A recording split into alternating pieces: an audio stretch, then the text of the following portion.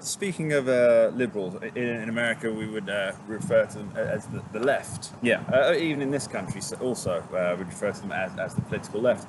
And they would argue that, I believe they would argue, that these things, where it's a sense of community, a sense of belonging, are all available through the state, which kind of brings us back to our first one. But you wouldn't agree with that? Well, I think as Christians, what we have to think of is the church has travelled through 2,000 years of history. The church was here when the Roman Caesars were here, and the Roman Caesars are now gone and the Roman Empire is history. The church was here when the barbarian hordes invaded Western Europe. Those barbarian hordes are now were converted, and from them formed kingdoms which make up the modern Western nation states. The church was here when Muhammad founded his caliphate. Well, his caliphate is now history. It doesn't exist. It's now rubble. The church was here when Napoleon rose. The church was here when Hitler rose. The church was here when socialism, Marxism rose. And these are all now history. How do we not think that the liberal nation state is not also going to be something simply that the church passes through? And that at some future point, some future Christian community, unless Christ returns beforehand, but some future Christian community will look upon this nation state that we think of as nothing but something that happened in history and it no longer exists.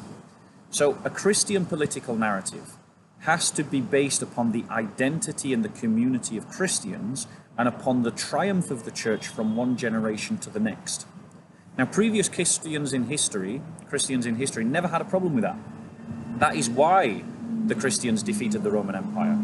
That is why the Christians defeated the Islamic Caliphate. That is why the Christians managed to overcome the barbarian, Aryan, pagan invasions.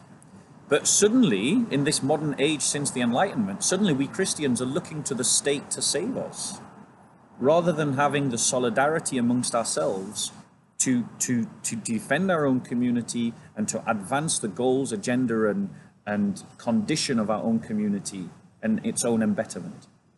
Thank you. If you'd have one message to put out there, what would it be? So the church needs to rediscover a muscular faith. And what I mean by that is that a faith that is rooted in its own identity, rather than seeking to lean upon or borrow from the political or cultural identities of others. And that includes the secular liberal world around us. And we must be able to rediscover a muscular faith that is internationalist, that is in solidarity with our brothers and sisters, that has a sense of its own history, has a sense of its own cultural values, and creates the mechanisms, infrastructure, and social connections to allow those values to be lived out on a grand scale, with an identity that is willing and able to confront all comers, whether that be Islamists, whether that be the liberal progressives, or whether that be the alt-right and the right-wing nationalist extremists.